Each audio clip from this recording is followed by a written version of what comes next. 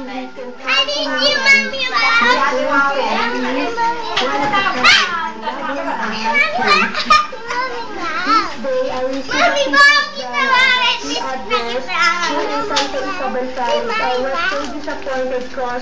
the envelope was open. Somebody's with it.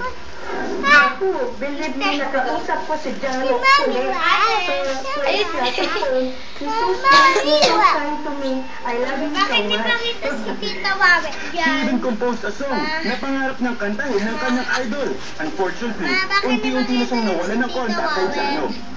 Bakit may pakita si Tita Wawe? For almost 17 years, she's now a happy housewife and a mother of 3. Pero hindi pa rin nawawala ang kagustuhan niyang makitang muli ang kanyang idol. Si Allen. Bakit mo yan? Sinundo namin siya kahapon all the way to Urdaneta, Pangasinan. At kaninang tanghali sa SOP, nangyari na ang reunion na 17 years in the making. Muling nakapiling ni Rowan si Jano Gibbs. Hindi ko lang. Ayaw ko matatanda ko pa ako kasi. Kaklase niyo ba yan? Paan? Bakit?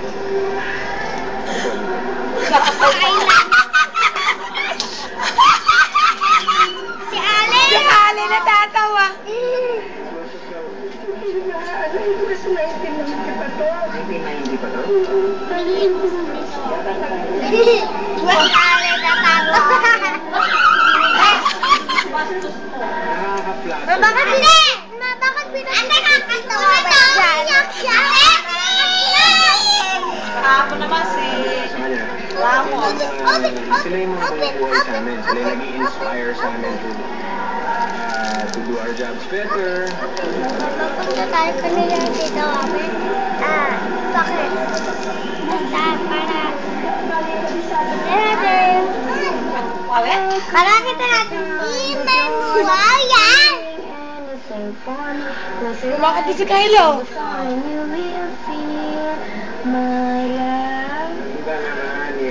Pati yata pa.